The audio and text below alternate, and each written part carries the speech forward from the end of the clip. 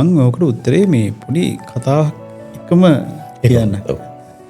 මම මේ දැන් සම්බන්ධ වෙලා ඉන්නවා මේ හොටෙල් ව්‍යාපෘතිය. හරිද? හොටෙල් ව්‍යාපෘතිය තාම යන්නේ මේ මූලික අධීරය. හරිද? මූලික අධීරයේ නිර්මාණ. මේ මූලික අධීරයේ නිර්මාණ අධීරයේ වුණත් කොන්ත්‍රාත්කරු විදිහට මම සම්බන්ධ කරලා ඉන්නවා. කොන්ත්‍රාත්කරු විදිහට මම විතරක් නෙවෙයි. එතන ඒ හොටෙල් කියන්නේ හොටෙල් චේන් එක. හොටෙල් ව්‍යාපාර ඒකේ ඔබ විශ්වාස කරනවද? ඒ හොටෙල් ව්‍යාපාරේ ෆයිනෑන්ස් මැනේජර්ත් ඒ සාකච්ඡාවේ ඉන්නවා. රෙස්ටුරන්ට් එකේ මැනේජර්ත් ඒ සාකච්ඡාවේ ඉන්නවා.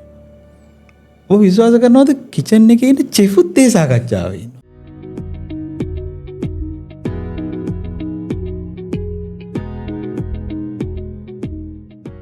අයිබෝන් ප්‍රොජෙක්ට් ටොක්ස් පොඩ්කාස්ට් සීරීස් එකට අදත් ඔයගොල්ලන්ගේ සාදරයෙන් පිළිගන්න.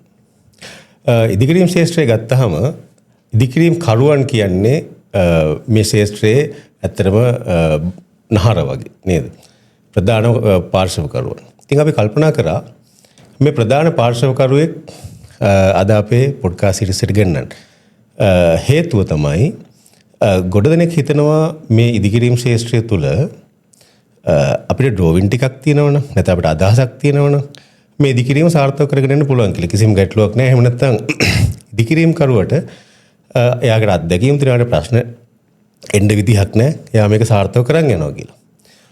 නමුත් අපි ශාස්ත්‍රයේ කන්සල්ටන්ට්ලා විදිහට දකින්න ප්‍රශ්න කීපයක් අපිට හිතුණා අද ඔබ ඉදිරියේ තියන්න. ඒ නිසා අපි ආරාධනා කරා ඉන්ෆිනිටි ඉන්ජිනියරින් ප්‍රයිවට් ලිමිටඩ් ආයතනයේ හිමිකරු තිල්න දිසානායක මහත්මයාට තිල්න දිසානායක අයිබෝන්. අයිබෝන්. ඉතින් ඔබතුමා බොහොම සාදරයෙන් පිළිගන්න වැඩසටහනට බොහොම ස්තුතියි අපේ මේ කෙටි ආරාධනය පිළිගෙන මේ වැඩසටහනට පැමිණීම ගැන. බොහොම ස්තුතියි මේ සඳහා ආරාධනා කිරීම සම්බන්ධයෙන්. හරි. ඉතින් මෙතුමගේ ආයතනය ඉන්ෆිනිටි ඉන්ජිනියරින් ආයතනය වසර ගණනක් තිස්සේ මම හිතන්නේ වසර 15ක් වසර 10කට කිට්ටු කාලයක් තිස්සේ මේ ශාස්ත්‍රයේ විවිධ ආකාරයේ ගොඩනැගිලි සහ මම කියන්නේ ඉදිකිරීම් පළපුරුද්දක් තියෙන නිපුණතාවයක් තියෙන දක්ෂතාවයක් තියෙන ආයතනයක්. ඉතින් අපි මෙතුමන්ට ආරාධනා කරන්න හේතු වුණේ මෙන්න මේ අත්දැකීම් ප්‍රමාණය දැනුම් ප්‍රමාණය වසර ගණනාවක් පුරා එකතු කරගත් දැනුම සහ අත්දැකීම් තුලින් අපිට එහෙම නැත්නම් ඔබ බලන මේ වැඩසටහන බලන ඔබට මේ ප්‍රායෝගික ගැටලු විසඳ ගන්න අත්දැකීමක් අවස්ථාවක් ලබා දෙන්න. ඉතින් අපි පටන් ගමු මෙහෙම. ඉදිකිරීම් ශාස්ත්‍රය ගැන ඔබතුමා මොකද හිතන්නේ? ඒ ගැන කතා කරනකොට මම ශ්‍රී ලංකාව සංදර්භයට අදාළව කතා කරන්න. මොකද මේ ලංකාවේ ඉදිකිරීම් ක්ෂේත්‍රය ගැන තනි වචනයෙන් කියනවා නම් අභියෝගාත්මකයි.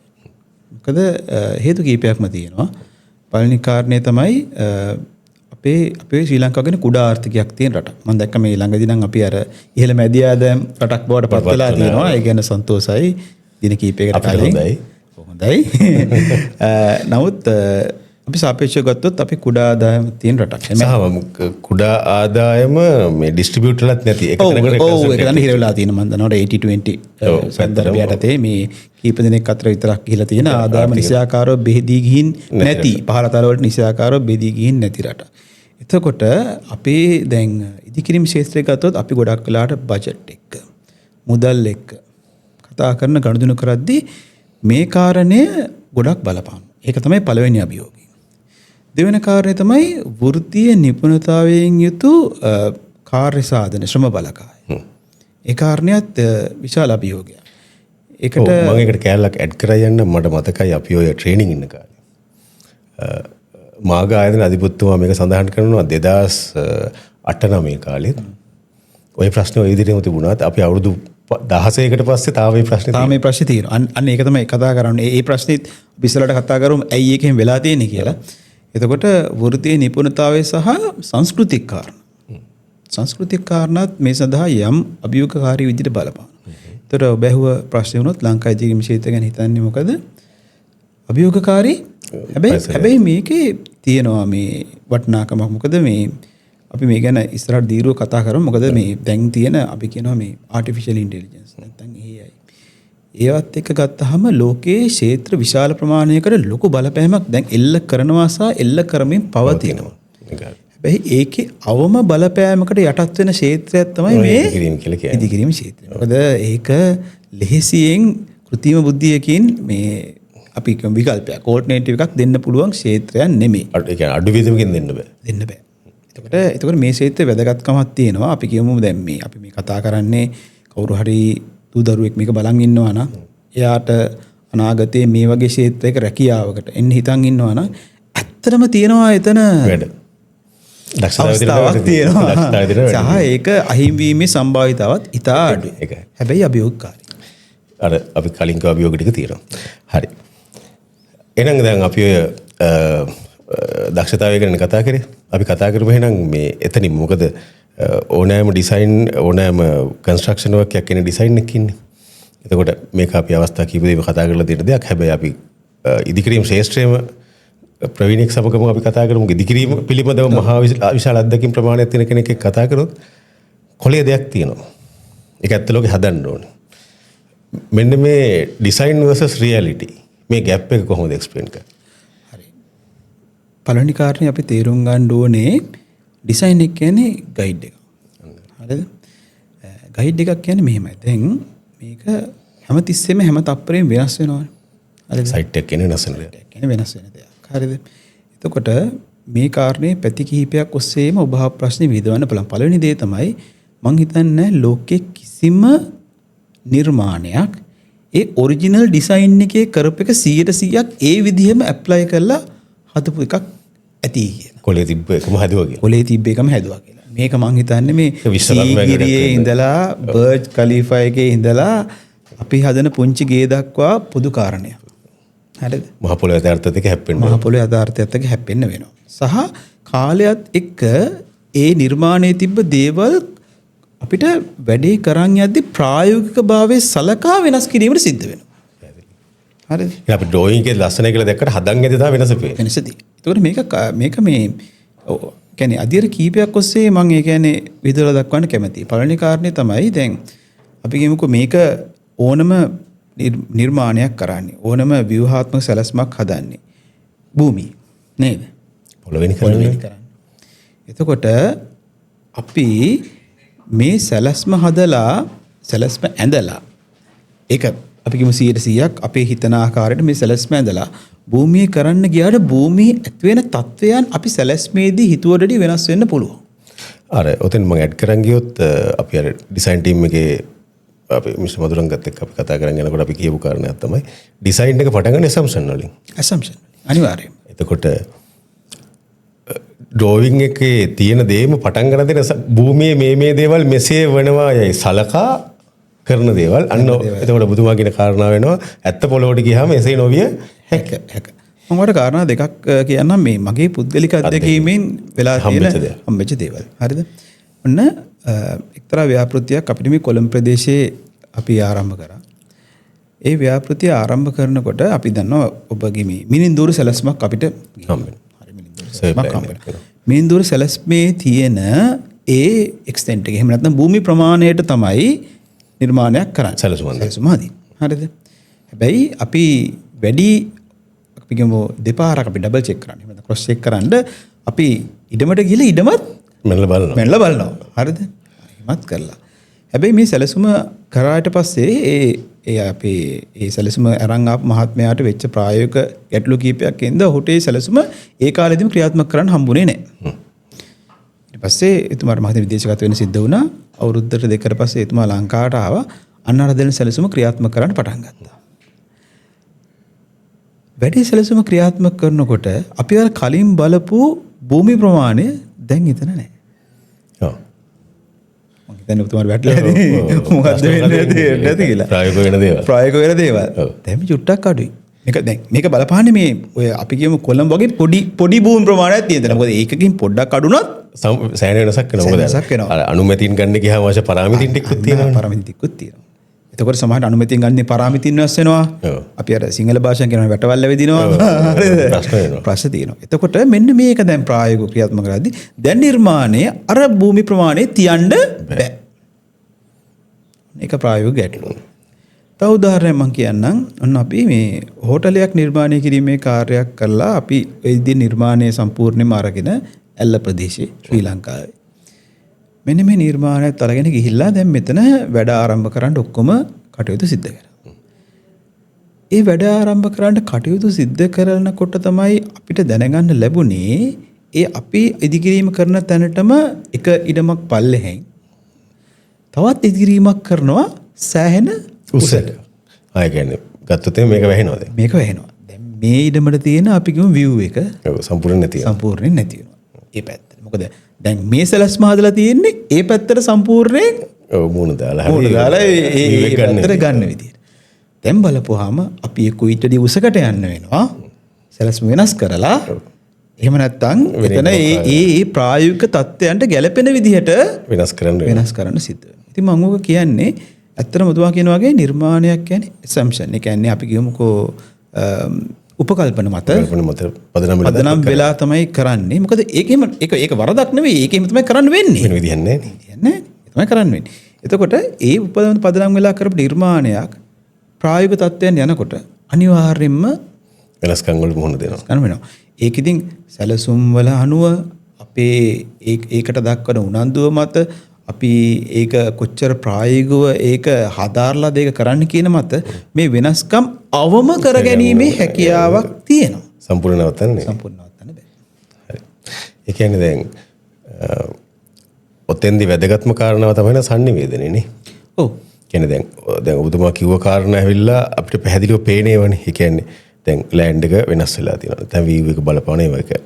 හැබැයි ඒක අපිට විසඳගත්ත කියමු අපි. හැබැයි ළඟට කන්ස්ට්‍රක්ෂන් එක කරන් යද්දි අපි හිතමු මෙහෙම කණුවක් දානවා, මෙහෙම කොලම්මයක් දානවා, බිත්තියක් බඳින්න මොකක් හරි ඩ්‍රෝයින් එක තියෙනවා. දැන් මේක අපි කරන්න ගියාම ප්‍රායෝගිකව කරන්න ගියාම සමහරට එතන මම දැන් කණුවක කැතයි වෙන්න පුළුවන්. නේ අර කලින් කියව කාරණා එහෙම නැත්නම් එතනට අවශ්‍ය නැති වෙනවා. හැබැයි නැත්නම් වෙනස්කමක් අපිට වඩා සුදුසු කියලා පේන්න පුළුවන් නේ. බීම් එක පොඩ්ඩක් ලොක් කරලා ගත්තා නම් හොඳ ඉඩක් ගන්නවා වගේ පේනවා. ඒක තමයි කර ප්‍රායෝගික කාරණා. ඊළඟට එහෙම නැත්නම් අපි වැඩ කරගෙන යනකොට දැන් ෆවුන්ඩේෂන් එක ඇඳලා තියෙනවා ටිපිකල් එක. නමුත් හාරනකොට මෙන්න වතුර වලක් තියෙනවා වැලි ගොඩක් එක්ක. දැන් ඔය ටිපිකල් දාන්න බෑ වගේ. තව වෙනස්කම් ගල් තලාවක් කරනවා මුකුත් කරන්න බෑ. ඊට පස්සේ වෙනම එකක් හදා ගන්න ඕනේ. වගේ ප්‍රශ්න එනවා. එතකොට මේ වගේ තැන්වලදී දැන් ඩිසයින් එක අඳපු කෙනා වෙන තැනක කන්ස්ට්‍රක්ෂන් එක ඔබතුමන්ලා කරනවා ක්ලයන්ට් තව කොහෙවත් මෙතන එතකොට මූලික කාරණා වෙනවා සංනිවේදනයේ ඉබේමනේ. එතකොට කොහොමද මෙන්න මේ ප්‍රශ්නේ කොන්ට්‍රැක්ටර් කෙනෙක් විදිහට ඔබතුමාලගේ පැත්තෙන් දකින්නේ? ඇත්තටම මේ ප්‍රියන්ත සංනිවේදනයේ කියන එක තමයි මම හිතන්නේ මේකේ තියෙන ඕනම ප්‍රොජෙක්ට් එකේ තියෙන බේස් එක. නැත්නම් පදනම. හරිද? ඒ කියන්නේ දැන් කෙනෙක්ට කියන්න පුළුවන් සැලසුම තමයි පදනම කියලා. හරිද? නමුත් සැලසුමේ පදනම යථාර්ථයක් කරගන්න අපේ කෝණයෙන් බැලුවොත් අපි කියමුකෝ කොන්ත්‍රාත්කරුවන්ගේ කෝණයෙන් බැලුවොත් ඇත්තම කියනවා සංනිවේදනය තමයි පදනම වෙන්නේ. ඒ කියන්නේ දැන් සැලසුමට ඔබ කිව්ව ආකාරයටම මේක මේ කෙනෙක්ගේ විතරක් අදහසකින් කරන නෙවෙයි. අපි හිතමුකෝ දැන් උදාහරණ කිහිපයක් ගමු. සාමාන්‍ය නිවසක්. දැන් නිවස කියන්නේ පවුලක් නෙමෙයි කියන්නේ. එතකොට මේ නිවසට අදහස් ගොඩ එනවා. අපි කියමු ස්වාම පුරුෂයාට එක අදහසක් තියෙනවා. පිරිඳට තව අදහසක් තියෙනවා. ළමයි ලොකු වෙනන් ඒගොල්ලන්ට තව අදහසක් තියෙනවා. සමහරවිට ඒ නෑද පාර්ශවයෙන් තව අදහසක්. අම්මලා තාත්තලා තුන හරි කියනවා. තව අදහසක් තියෙනවා. හරිද? අපි කියමුකෝ එතනින් එහාට අපි කියමුකෝ මොන හරි කොමර්ෂල් බිල්ඩින් එකක්, ඒ කියන්නේ ලොකු බිල්ඩින් එකක් අපි හදන්න ගියා කියලා. ඒත් කරන අපි කියමුකෝ ආයතනයට හරි එතන ඩිරෙක්ටර් බෝඩ් එකක් ඉන්නවා. ඉතින් මිනිස්සු කීප දෙනෙක් ඉන්නවා. ඒ අයට වෙනස් අදහස් තියෙන්න පුළුවන්. මම මේ කියන උත්සාහ කරන්නේ ඇත්තටම මේ අදහස් සංනිවේදනය වෙන එක හරියට ගන්න ඕනේ. මොකද මේ කීප දෙනෙක්ගේ අදහස් එක්වීම නිසා මේක නොඑක්වර වෙනස් වෙනවා. සහ ඒක වෙනස් වුණත් මම හිතන්නේ සයිට් එකේ වැඩේ කරන්න කලින් හෝ කරන අතරතුර නිවැරදිව සංනිවේදනය වෙන්න ඕනේ. විනෝද සංනිවේදනය වෙන්න ඕනේ. දැන් උතනදී වෙන්නේ දේ තමයි සමහරට මේ අදහස සංනිවේදනය කරන කෙනාට වැටහීමක් නැහැ. ප්‍රායෝගිකව මේ අදහස කොහොමද කියන්නේ. හරිද? ඒ කියන්නේ මේක කොහොමද කියන්නේ අපි කියනවා ටෙක්නිකලි. හරිද? ඒ කියන්නේ ඔළුවේ තියෙන අදහසක් කොලේක තියෙන අදහසක් සයිට් එකේ වැඩ කරන කෙනාට ගැලපෙන්න තේරෙන්න කියන්නේ කොහොමද? එතකොට දැන් මේක ඔන්න ඔතනදී තමයි ගැටලුව මතුවෙන්නේ. එකක් කියලා යනවා එකක් කරනවා. එකක් කියලා යනවා එකක් කරනවා. මොකද ඒක වෙන්නේ මේ දෙගොල්ලන්ගේ ලැන්ග්වේජ්. ඒ කියන්නේ සංවේදන මාර්ග දෙකක්නේ. ඒ කියන්නේ දැන් හිතන විදිහ වෙනස්. හිතන විදිහ. ඒ කියන්නේ දැන් අපි කියමුකෝ අපි මේක කරන ක්ලයන්ට්ගේ පාර්ශවයෙන් එයා මේකේ අවශ්‍යතාවය සංනිවේදනය කරාට මේක කොන්ත්‍රාත්කරුවන්ගේ පාර්ශවයට ඒ සංනිවේදනය යන්නේ නැහැ. මොකද දැන් ඒගොල්ලන්ගේ සංනිවේදනය කරන්නේ ඒගොල්ලෝ සාමාන්‍ය ඔව්. ඒගොල්ලන්ගේ අවස්ථාවේ කියන්නේ. නමුත් ඒ සාමාන්‍ය අවශ්‍යතාවය අර තාක්ෂණික ඉදිකිරීමක් විදිහට සංනිවේදනය වෙන්න ඕනේ. එතකොට කවුරු හරි ඒ හිඩස පුරවන්න ඕනේ. අන්නේ. හරිද? මෙන්න මේ හිඩස පුරවීම නැති නිසා ඇතිවෙච්ච තාක්ෂණික ගැටලු අනන්තයි අප්‍රමාණයි අපිට මුණ ගැහිලා තියෙනවා. විශේෂයෙන් ඩිලේ වෙන්න ප්‍රධාන හේතුවකුත් වෙන්න ඔයකද? ඩිලේ, රීවර්ක්, කඩල බිඳිනේවා මොකද කියදන් එක්ස්ට්‍රා කොස්ට්. ඔව්. ඔක්කොම සියලුම දේවල් මේ හරහා තියෙනවා. එතකොට අර ඩිසයින් එක දැන් අපි අර ජෙනරල් ප්‍රොසෙස් එක ගත්තොත් ඩිසයින් එක අඳින කෙනා ඔළුව එකක් හිතින්ම හදා ගන්නවා. හදාගෙන කොලයකට ගන්නවා. ඔළුවේ තියෙන ඔක්කොම කොලේ නැහැ. ඊට පස්සේ ඒ භාගයක් දෙනවා ඔයගොල්ලෝ කොලේ දෙනවා කියන භාගයක් දෙනවා කියන්නේ. එතකොට අර ඔළුවේ තියෙන එක කොලේ නැති ටික ආපහු සයිට් එකට යන්න ඕන වෙලාවට අවශ්‍ය නැහැ. මෙහෙම එකක් තියෙනවා දැන් උතනදී අපි කියමුකෝ මෙතන තියෙනවා වාස්තු විද්‍යාඥයන් කාර්යභාරයක් මෙතන තියෙනවා. හරිද? ඒතකොට මොකද එක පැත්තකින් මේ යාර කොලේ ඇඳලා දෙන්න ඩ්‍රෝයින්ග්ස් ටික 100ක් නිවැරදිව දෙන්න ඕනේ. හැබැයි 100ක් නිවැරදිව දුන්න එක යථාර්ථයක් බවට පත් වෙනකන් ඔහුගේ කෝඩිනේෂන් එක තියෙනවා. යම්කිසි ඉන්වොල්ව්මන්ට් එකක් තියෙන්න ඕනේ ඒකට. හරිද? ඒක එක කාරණයක්. එතකොට ඒකට අමතරව දැන් කවුද මේ ඉඩ පුරවන බවට වග බලා ගන්න? අන්න හරි. ඒ කියන්නේ අපිට බැරි වෙලාවත් අපිට බැරි වුණොත් එහෙම කියන්නේ ප්‍රධාන දේවල් පුළුවන් නේ මං හිතන්නේ. ලොකු ඩීටේල් එකක් නම් අපිට පැයක් විතර කතා කරලා තීරණය ගන්න පුළුවන්. හැබැයි සමහරලාට තියෙනවා හදිස්සි අවශ්‍යතාවය. සයිට් එක කරන් යනකොට එන අපහැදිලිතාවය. අන්න ඒක විසඳන්නේ කවුද? හරි. ඒ වගේ ප්‍රශ්නයකට ඔබතුමාගේ ප්‍රශ්නයක් තියෙනවා. ඒ කියන්නේ එතකොට දැන්ට තියෙන ක්‍රමය තමයි එතකොට සමහරලාට ඒ ප්‍රශ්නේ කොන්ත්‍රාත්කරුවා එයාට උමනා විදිහට සමහරට තමන්ගේ දැනුමෙන් අත්දැකීම විසඳන්න පුළුවන්. හැබැයි ඒ විසඳීම සමහර වෙලාවට මේ වැඩේ කරන කෙනාගේ අවස්ථාවට 100% නොගැලපෙන්න පුළුවන්. කොහොමද ඔක දැනට ප්‍රායෝගිකව දැන් අපේ අත්දැකීම වල හැමදාම තියෙන එක. ඒක එහෙම තමයි වෙන්නේ. එතකොට ඒ අවශ්‍යතාවයේ එතකොට අපි කියන වැඩේ අර 100%ක් මොකද අපි දැන් මමත් හැමදාම විශ්වාස කරන දෙයක් තමයි මේ සඳහා මුදල් වියදම් කරන කෙනාගේ බලාපොරොත්තුව අවශ්‍යතාවය ඇතුළක එන්න ඕනේ. උපරිම ලබා දෙන්න හැමෝම බැඳිලා ඉන්නවා. ඒක. එයාගේ මුදල්. ඒතර ඒක සාධාරණ කිස්ත කරන්න හැමෝම බැඳිලා ඉන්නවා. ඒකෙන් අපිට කවදාකවත් ඒ වගකීමෙන් ගැලවීමක් නැහැ. හැබැයි එහෙම ඒ වගකීම හිතේ තිබ්බත් ප්‍රායෝගිකව ඒක ඉෂ්ට කරන්න ගියපහම අර අපි කතා කරා වගේ ගැටළු ප්‍රශ්න එන්න පුළුවන්. ඒ කියන්නේ අවශ්‍ය වෙලාවට ඉක්මනින් තීරණය ගන්න බැරි වුණොත් ප්‍රශ්නේ වෙන පැත්තකට හැරෙනකොට අමතර ප්‍රශ්න හැදෙනවා. ඒ කියන්නේ ඔතන අර තීරණ ගැනීමේ වේගයත් වැදගත්. ඔව් තීරණ ගැනීමේ වේගය එක පැත්තකින් වැදගත් වගේම කලබලකාරී ලෙස තීරණ නොගැනීමත් වැදගත්. ඒ කාරණා දෙකම ඉතා වැදගත්. විමසලා බලලා ගන්නත් ඕන අවශ්‍ය වෙලාවට ගන්නත් ඕන. හරි. ඒකෝද ඔය කාරණා දෙකත් එක්කම කතා කරපු හැම වෙලේම මතු කාරණා දැන් අපි කමියුනිකේෂන් ගැනත් කතා කරනකොට අපි මතුවෙච්ච කාරණාවක් තමයි වෙනස්කම් සයිට් වල වෙන. කියන්නේ ප්‍රායෝගික හේතු නිසා වෙන වෙනස්කම් තියෙනවා. සමහර විට අපි වැඩේ කරන් යනකොට මේකේ සේවාදායකයා වෙන දේවල් අදහස් මතුවෙනවා.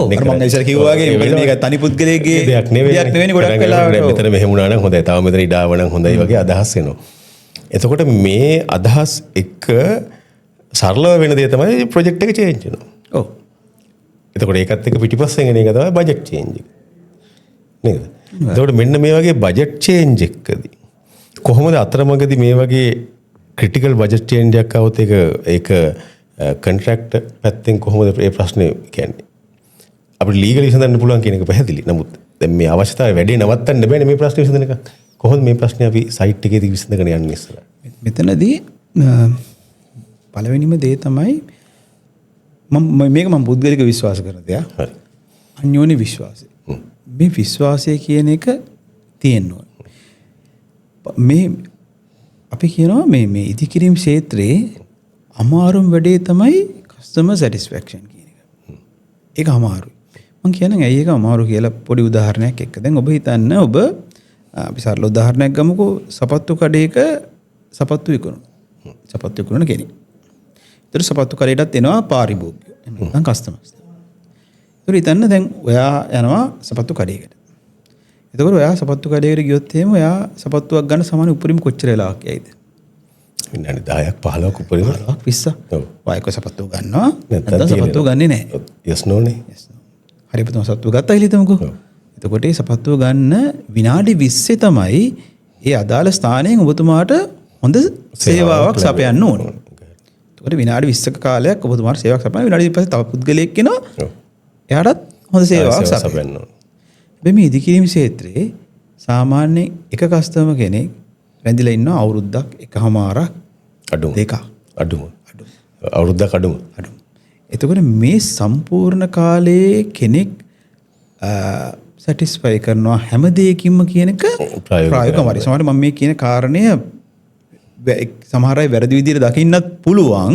ඒනට ප්‍රායෝගිකව මේ කාරණේ ඊටාම අමාරුයි. සමහර තැන්වල ඩිසැටිස්ෆැක්ෂන් එන්න පුළුවන්. හරිද? එන්න පුළුවන්. එතකොට මේ හරහා මතුවෙන එකක් තමයි ඩවුට්ස්. එනත සැකේ. හරිද?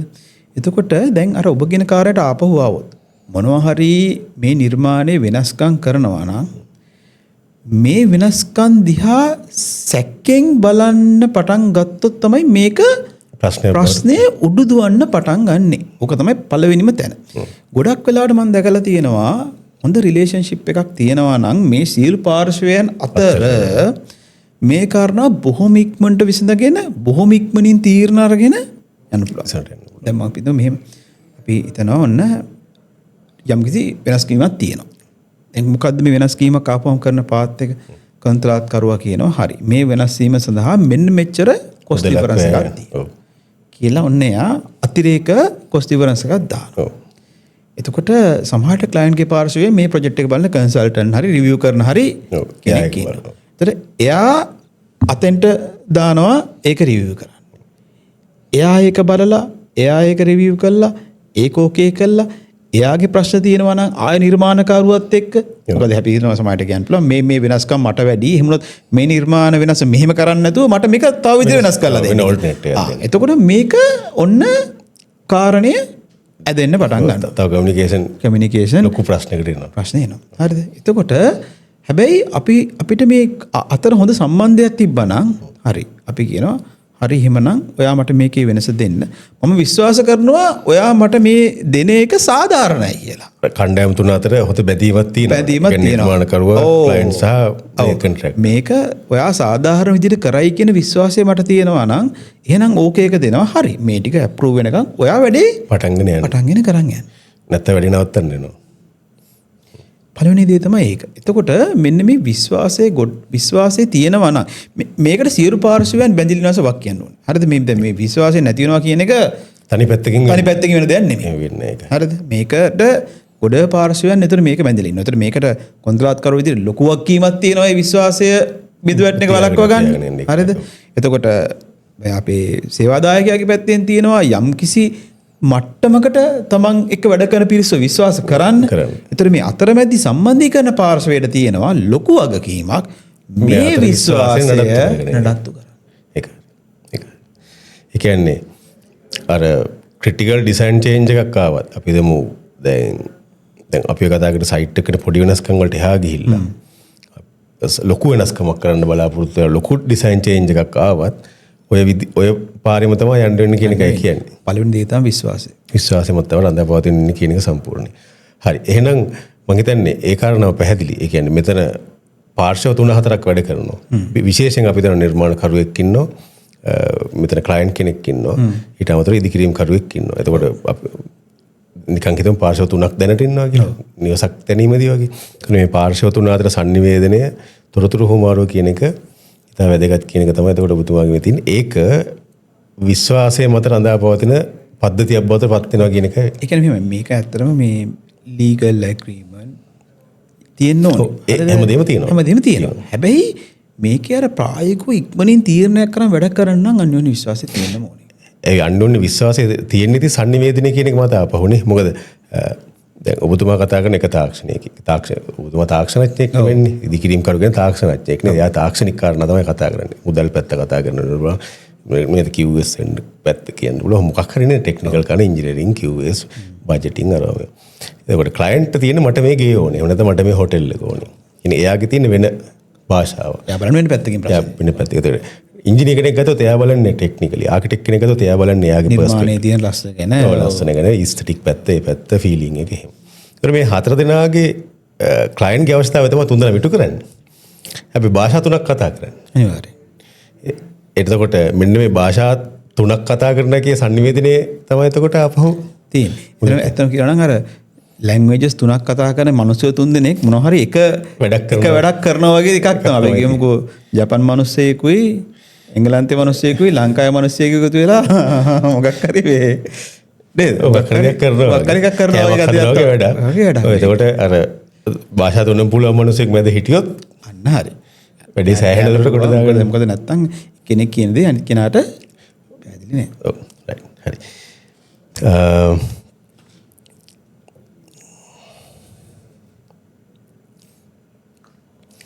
එතකොට දැන් ඔතන ඔය කිව්ව කාරණාවෙන් මතුවෙන අනිත් කාරණාව තමයි කොන්ට්‍රැක්ට් කෙනෙක් කියන්නේ අපි අර සපත්තු කඩේ උදාහරණයක් නේද? සපත්තු කඩේදී අපි සපත්තු අරක් ගියා.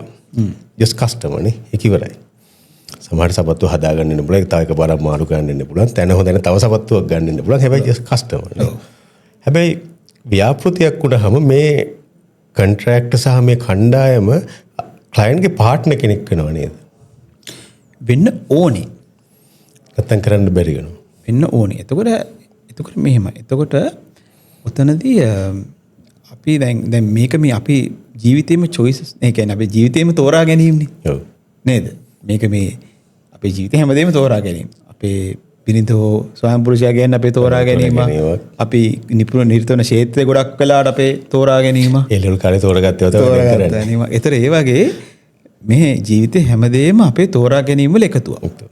එතකොට මේ වගේ ව්‍යාපෘතියකට ගියපුවාමත් ඒකට සම්බන්ධ වෙන පිරිසුත් අපේ තෝරා ගැනීම. නේද?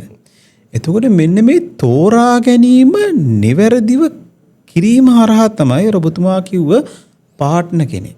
එහෙම නැත්නම් තමන්ගේ සහකාරියෙක් බවට පත් වෙන්නේ. තමන්ගේ හිතේ තියෙන අදහස ඇත්ත ලෝකේ හදන්න එන පාර්ට්නර්ස්ලා කීප දෙනෙක් එක්කෙනෙක් තමයි කොන්ට්‍රැක්ට් කෙනෙක්. එතකොට බලන්න ඕනේ මේ සඳහා අර ඔබතුමා කිව්ව වචනේ හරි ඒ පාර්ට්නර් කෙනෙක් තෝරගන්න ඕනේ.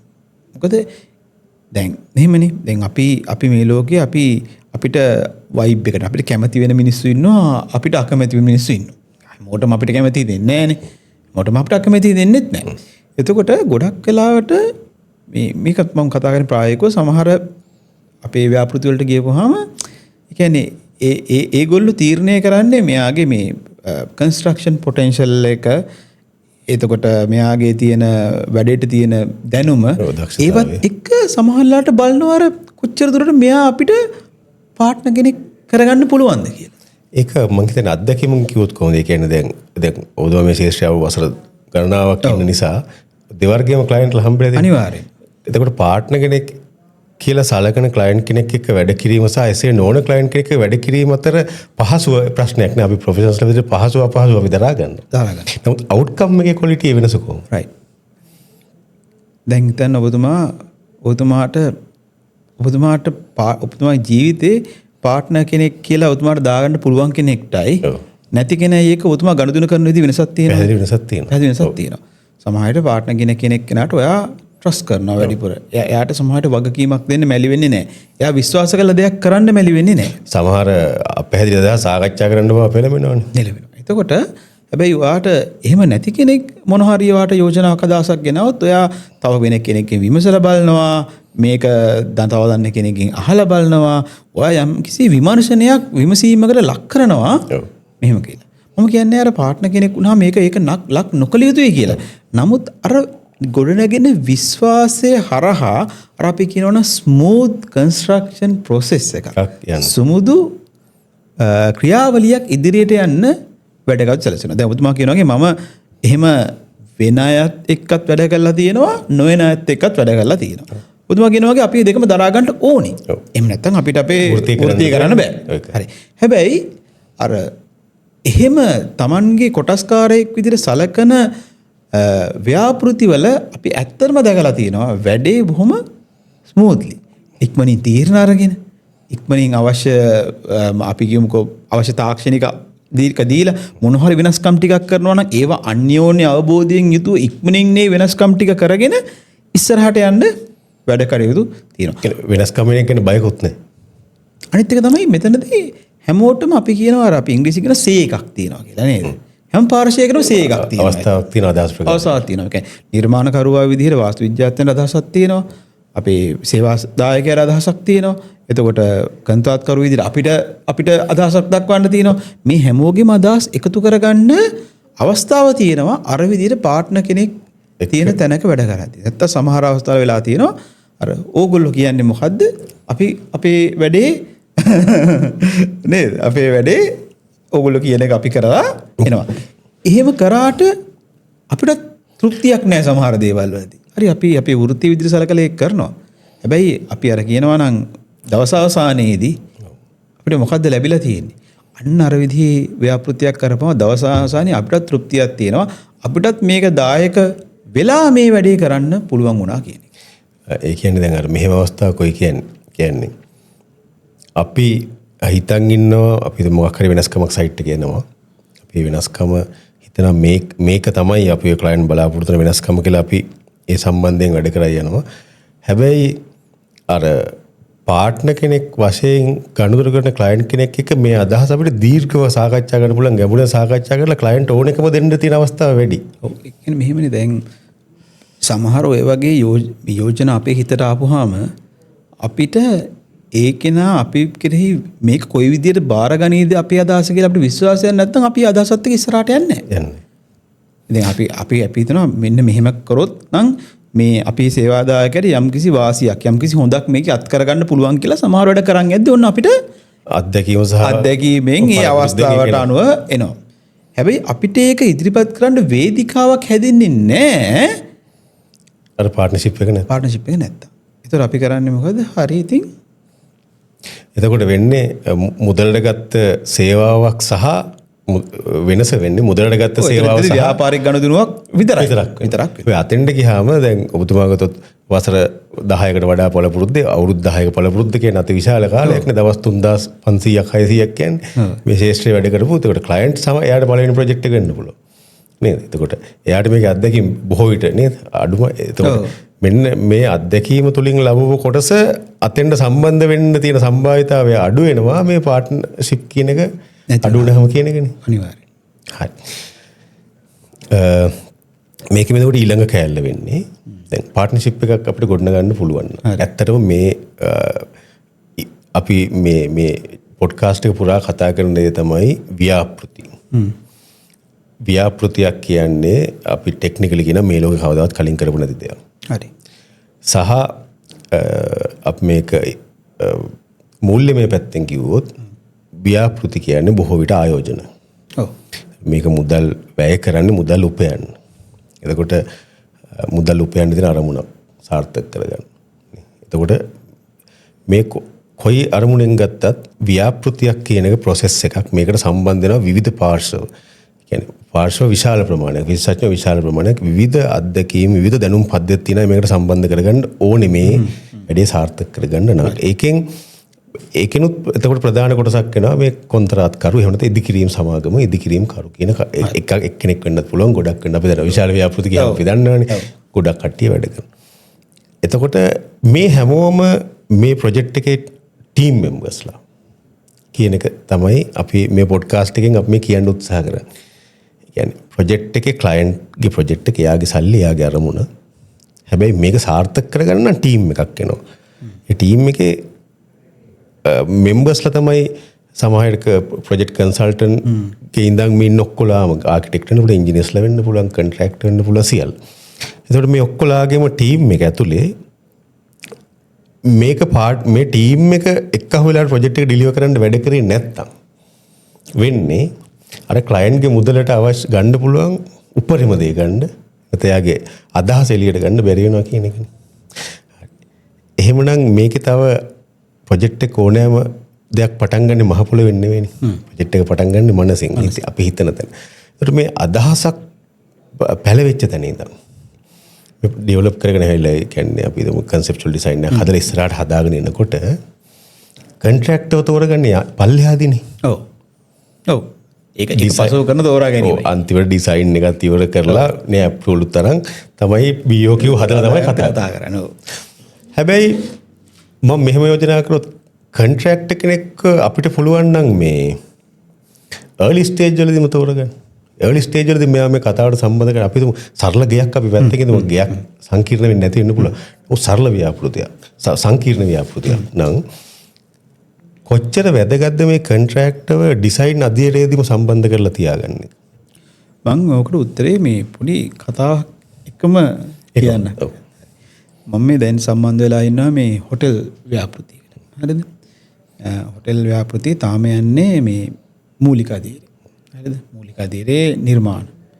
මේ මූලික අධීරේ නිර්මාණ අධීරේ වුණත් කොන්ත්‍රාත්කරු විදිහට මම සම්බන්ධ කරලා ඉන්නවා. ඔව්. කොන්ත්‍රාත්කරු විදිහට මම විතරක් නෙවෙයි. එතන ඒ හොටෙල් කියන්නේ හොටෙල් චේන් එක. හොටෙල් ව්‍යාපාරය ඒකේ ඔබ විශ්වාස කරනවද? ඒ හොටෙල් ව්‍යාපාරේ ෆයිනෑන්ස් මැනේජර් ඒ සාකච්ඡාවේ ඉන්නවා. රෙස්ටුරන්ට් එකේ මැනේජර්ත් ඒ සාකච්ඡාවේ ඉන්නවා. ඔබ විශ්වාස කරනවද කිචන් එකේ ඉන්න චෙෆුත් ඒ සාකච්ඡාවේ ඉන්නවා. Head chef. හරිද? මොකද මේ මහත්මයා විශ්වාස කරනවා දැන් මේ හෝටලේ හැදුවට පස්සේ මම නෙවෙයිනේ මේකේ ගිහින් වැඩ කරන්නේ. කවුද මේක වැඩ කරන්නේ? ඔපරේෂන් එක දුවන කට්ටිය සම්බන්ධ වෙනවා. ඔපරේෂන් එකේ දුවන කට්ටිය. කිචන් එකේ මිනිස්සයාට අවශ්‍ය විදිහට කිචන් එකේ දේවල් හැදුන්නේ නැත්නම් කිචන් එක දුවන්න බෑ. කිචන් එක දුවන්න අමාරුයි. හරිද? එතකොට එතනදී අවශ්‍ය වෙන පාර්ශව ඔක්කොගේම අදහස්. මොකද මෙතනදී අපි තේරුම් ගන්න ඕන දේ තමයි මම ආයෙත් ඒ උදාහරණයට ගියොත් එහෙම කිචන් එකේ වැඩ වෙන විදිහ දන්නේ කිචන් එක කරන මිනිස්සයා. හරිද? කොන්ට්‍රැක්ටර් දන්නේ නැහැ, ආකිටෙක්ට් දන්නේ නැහැ. හරිද? අපිට යම් කිසි මූලික දැනුමක් මේ සම්බන්ධයෙන් අදහසක් තියෙන්න පුළුවන්. අදහසක් තියෙනවා. හැබැයි මේක දන්නේ යා. එතකොට ඔබගෙන කාර්යයට ආපහු ආවොත් ඇත්තටම හැමෝගෙම සාකච්ඡාවේ මේක කරන එක වැදගත්. මේ වැඩි ප්‍රායෝගිකව චුට්ටක් අමාරුයි. මොකද අපේ රටේ ඕක කරන විදිය වෙනස්නේ. මොකද මේක කරන්නේ මෙන්න දැන් කරන්නේ මේ විදියට. මුලින්ම නිර්මාණයක් කරන්න මම ප්‍රායෝගිකව කතා කරොත් මොකද කියන්නේ නිර්මාණයක් කරන්න 3-4 දෙනෙක්ගෙන් ඔන්න කොටේෂන් ගන්න. ඒකේ හොඳ නරක බලලා ඒ නිර්මාණය කරගන්න. ඊට පස්සේ ඒකට බජට් එක හදාගන්න ආයේ BOQ හදාගන්න කොන්ත්‍රාත්කරෝ 3-4 දෙනෙක් බලනවා. ඒගොල්ලන්ගෙන් ඒ කොටේෂන් එක අඩු මුදලට හරි ටෙක්නිකල් විසිබිලිටි ශක්්‍යතාවය බලලා හරි ඔන්න කෙනෙක්ව තෝරගන්න. ඔන්න ඊට පස්සේ වැඩේ ඒ කෙනාට කරන්න කියලා බාර දෙනවා. ඔය දැන් කොහෙද එතකොට අර ටෝටල් කොලැබොරේෂන් එක තියෙන්නේ? ඒක මං හිතන්නේ අර ගෙයක් හදනකොට සමහර විට සාර්ථක ලොකු සංකීර්ණතාවයක් නැති වෙන්න පුළුවන්. මම කියන්නේ නැහැ කියලා නෙවෙයි. අවස්ථාව දැකලා තියෙනවානේ. වෙන්න පුළුවන්. නමුත් අපි ව්‍යාපාරික අරමුණෙන් කරන යමක් කරනවා නම් අතිශය භයානකයි නේද? ඔව් අතිශයින් භයානකයි කියන්නේ එතකොට වෙන්න තියෙන ගැටලු ප්‍රශ්න ප්‍රමාණය වැඩි. මොකද දැන් අර හැමෝගෙම අත්දැකීම් අර නිර්මාණාත්මක අවස්ථාවට ප්‍රයෝජනවත්. එතකොට ඔයා නම් මේක ඉදි කරන්න යන්නේ ඔයාටත් අර මං කිව්ව සේ එකක් තියෙන එක. අදහස ප්‍රකාශ කරන්න හැකියාවක් අවශ්‍යතාවයක් තියෙන එක සහ ඒ දායකත්වයේ ගන්න එක අනිවාර්යෙන් වටිනවා. හැබැයි මේ තියෙන ක්‍රමවේදේ හරහා ගොඩක් වෙලාවට ඒ තියෙන ඉඩ ඇහිලා තියෙනවා. මම මෙහෙම කියන්නේ අපි අහන් ඉන්න කටට හිතන්න පුළුවන් දැන් කොන්ට්‍රැක්ට් ඇවිල්ලා ඔය ටේබල් එකේ මොනවද කරන්න කියලා හිතෙන්න පුළුවන් නේ. ප්‍රායෝගික උදාහරණයක් ඔබතුමාට කියන්න පුළුවන් නම් අපි මෙන්න මෙහෙම මම කියන්නේ.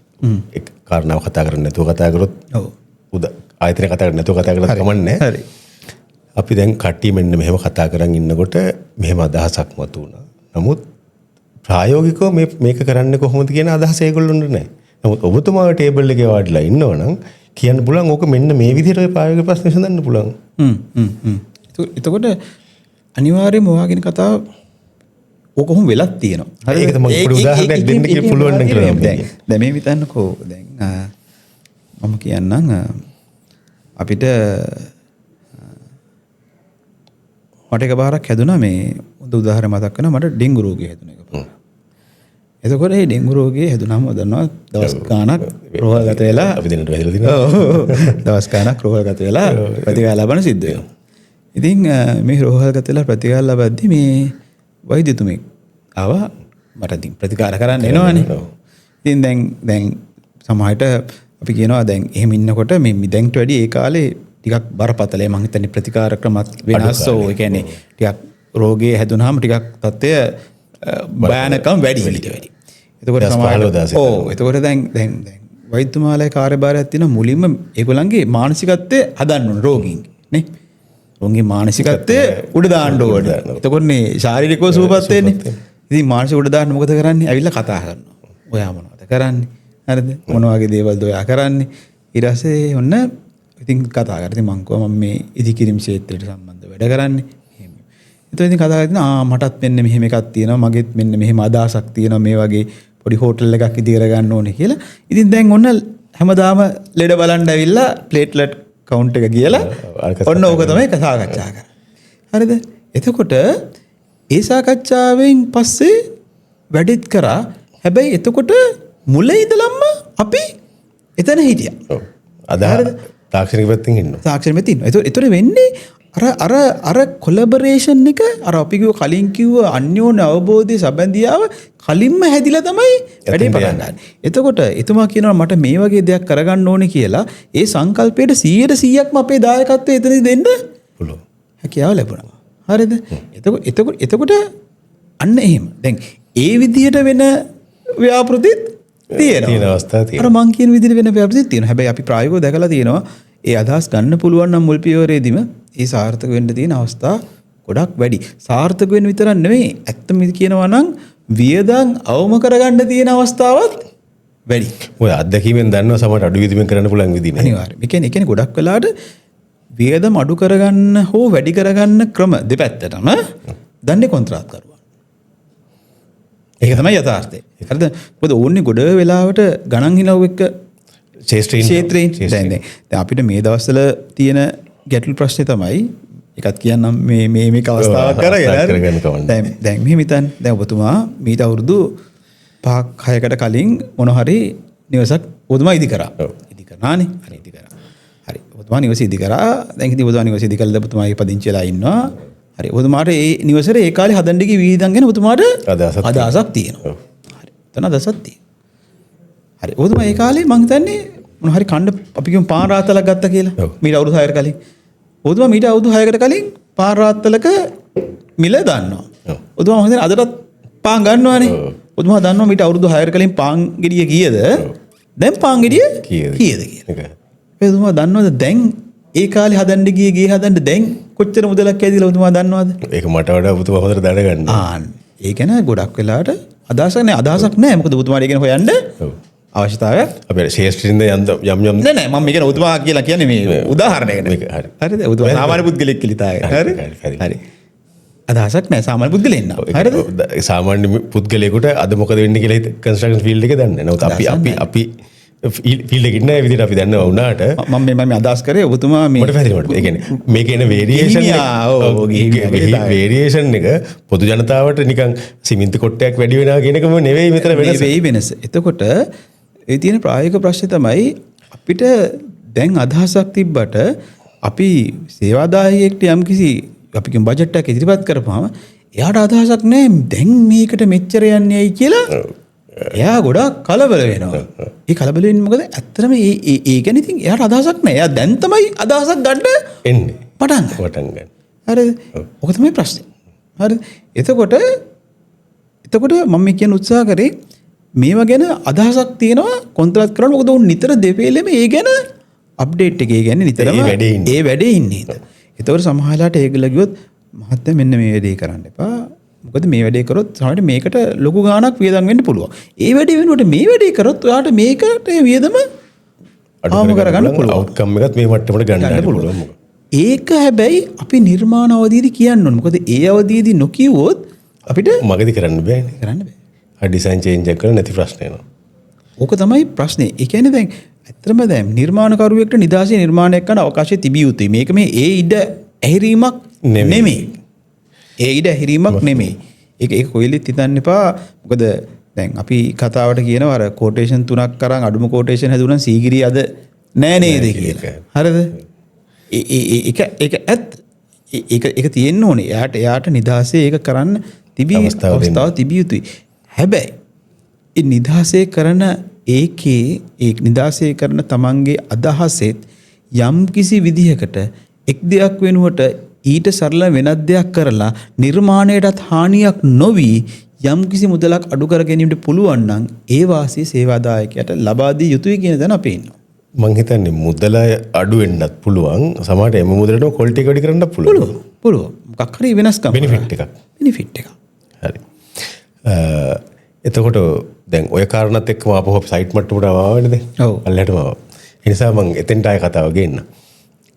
සයිට් සුපර්විෂන්. ඔව්. දැන් මෙතන අපි දැන් කොන්ත්‍රාත් කඩකට වැඩ ප්‍රොජෙක්ට් එකක් බාර දුන්නාම ක්ලයන්ට් කෙනෙක් සමහර හිතන්න පුළුවන් නෑ එයාට වැඩේ දුන්නා එයාට ඩ්‍රෝවිං එක දීලා තියෙනවා එයා වැඩේ කරන් යයි.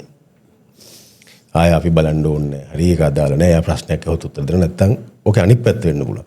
මේ මිනිස්සයා මොනවා කරයිද දන්නේ නෑ මෙතන හොර කරනවද දන්නේ නෑ නේද මේ අපිට මොනවාද මේ කම්බි දානවා කියලා වෙන කම්බි දානවද දන්නේ නෑ සිමෙන්ති දානවා කියලා මැටි දානවද දන්නේ නෑ. එහෙම හිතන්නත් පුළුවන්. ඔය දෙපැත්තම තියෙනවනේ. ඔව්. නේද? ඒ කියන්නේ 100% විශ්වාස කරලා වැඩේ නැත්නම් 105%ක්වත් පොඩ්ඩක්වත් විශ්වාස නොකර යන්නත් පුළුවන්.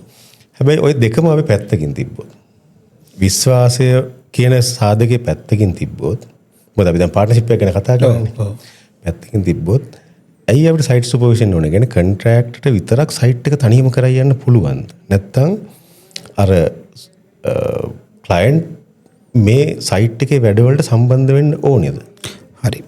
අපි මම මුලින්ම සයිට් සුපර්විෂන් කියන කාරණයෙන් මොකද්ද අපි බලාපොරොත්තු වෙන්නේ කියන කාරණා ගැන පොඩි අදහස් දැක්වීම මුලින්ම කරලා ඉන්න. ඉදිකිරීම් කරුවාගේ පැත්තෙන්. ඉදිකිරීම් කරුවාගේ පැත්තෙන් අපිට දැන් පොදුවේ ගත්තා. මේ කියන්නේ ඇත්තට මෙහෙම හිතනවා. දැන් ඉදිකිරීම් කරුවා වුණත් මෙතන ඒ නිර්මාණය මහ පොළොවේ යථාර්ථයක් කරන්න මූලිකම කන්ට්‍රිබියුටර් අපි කියන්නේ මූලිකම දායකත්වයක් දක්වන්නේ එතන සයිට් එක බලා ගන්න කෙනා. එයාට ලොකු වගකීමක් තියෙනවා. එතකොට මෙයාගේ වගකීමේ මොකක්ද එක විහිදෙන පැති කියලා බලපුවාම මම පළවෙනිටම කියන්නේ ප්‍රොජෙක්ට් ඉම්ප්ලිමන්ටේෂන්. ඒ කියන්නේ අර නිර්මාණය මහ පොළොවේ ඉම්ප්ලිමන්ට් කරන එක. හරිද? ඒ කියන්නේ ඒකේ තියෙන ඩීටේල් අපි කියනවා මේකේ තියෙන නිර්මාණයේ තියෙන කොටස් හැමදේම මහ පොළොවේ යථාර්ථයක් බවට නියමිත ක්වොලිටි එකකින් ඒ කියන්නේ නියමිත ප්‍රමිතියෙන් යුතුව යථාර්ථයක් බවට පත් වීම. පළවෙනි කාරණය. දෙවෙනි කාරණය තමයි මම කියන ෆෝකාස්ටිං. එහෙම නැත්නම් අපි ඉදිරිය ගැන යම්කිසි කතේර කියන්නේ මේ වැඩේ මෙහෙම ගියොත් කොහොම වෙයිද? කොහොම වෙයිද? ඒ කියන්නේ දැන් මෙහෙම හිතන්නකෝ දැන් ඕන අවශ්‍ය අමුද්‍රව්‍ය ප්‍රමාණය ගෙන්න ගන්න. ඉදිරි සතියේ කොච්චරක් යනවා. ඒතර ඒකට අවශ්‍ය ලේබර් ඒ කියන්නේ මේ හිතන්නකෝ එක එක්කෙනා වෙනස් අපි කියමුකෝ ප්ලම්බින් කරන කෙනා වෙනස් ඉලෙක්ට්‍රිකල් කරන කෙනා වෙනස් මේසන් වෙනස් බඩු කාර්මිකයා වෙනස් අසවල් දවසට මට ප්ලම්බර් මෙතෙන් ඕනේ අසවල් දවසට මෙයා මෙතෙන් ඕනේ ෆෝකාස් බට ටිකක් දෙන්න ඕනේ ප්ලම්බර් විතරක් ඇවිල්ලා බෑ. එතකොට කාලගුණයෙන් වෙන බාධා හරිද සමහරට ඕන එළිය පේන්ට් කරන්න ඉන්නවා වහිනවා පේන්ට් කරන්න බෑ. මේ කාලේ අපි දන්න ඕනේ වහින කාලයක්. ඒතර ෆෝකාස්ටිං හරිද? ෆෝකාස්ටිං කියන එක ලොකු වගකීමක්. එතකොට ඊළඟ කාරණේ තමයි කියන්නේ වේස් රිඩක්ෂන්. ඒ කියන්නේ ඇත්තටම කියනවා නම් සයිට් එකේ තියෙන නාස්තිය අවම කිරීම. මෙන්න මේ නාස්තිය අවම කිරීමේ ලොකු වගකීමක් එතන ඉන්න කෙනා විදිහට සයිට් සුපර්වයිසර්ට තියෙනවා. මොකද එයා තමයි ඇත්තටම කියනවා මොකද අපේ ලංකාවේ අපි කරන ඉදිකිරීම වල අපි දැකලා තියෙන ලොකු දෙයක් තමයි වේස් කියන්නේ. ගොඩක් වේස්ට් වෙනවා. මේ වේස්ට් එකට අන්තිමට ගෙවන්න වෙන්නේ කාටද? ක්ලයන්ට් තමයි. හරිද? එතකොට වේස්ට් එක අඩු කර ගැනීම සහ ලේබර් මැනේජ් කර ගැනීම. ඔතන වේස්ට් එක දෙකක් තියෙනවා නේද? මම ඒක පොඩ්ඩක් අහගෙන යන්නම්. හරි. මෙටීරියල් වේස්ට් එක වෙන්නත් පුළුවන්. ස්කිල් වේස්ට් එක වෙන්නත් පුළුවන් නේ. ඔව්.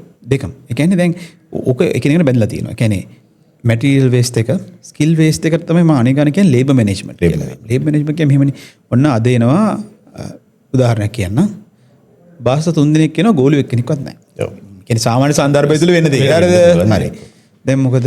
දැන් සමහරලාට එතකොට එහෙම වුණොත් එimhe එක බාස් වරේකට ඔන්න ගෝලෙක්ගේ වැඩේ කරන්න වෙනවා. ඒතකොට ඒ සඳහා යන අතිරේක මුදල අපරාධයි. මොකද යාගේ ස්කිල් එක වේස්ට් වෙලා තියෙන්නේ. ගෝලෙක්ගේ වැඩේ කරන බාස්ගේ පඩිය. බාස්ගේ පඩිය වෙනවා ස්කිල් එක. ස්කිල් එක අපරාධයි. ස්කිල් එක වේස්ට්. දවසක් අපරාධයි. දවසක් අපරාධයි. හරිද? එතකොට ලේබර් මැනේජ් කරන එක. හරිද? ස්කිල් වේස්ට් සහ මැටීරියල් වේස්ට් මැනේජ් කරන එක. දෙකම මැනේජ් කරන එක.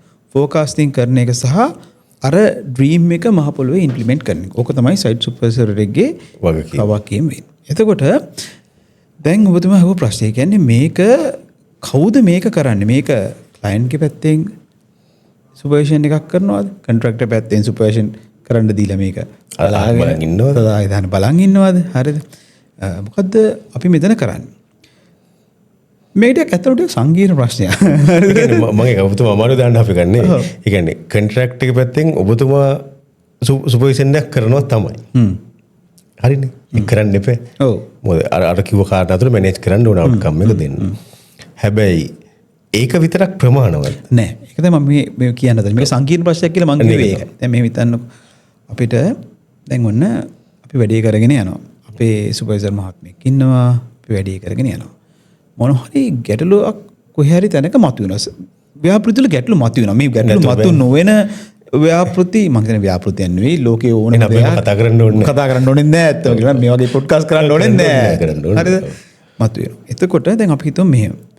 අපි මොකක් හරි අපි හිතමු මෙහෙම දැන් මේ උදාහරණයක් කියමුකෝ.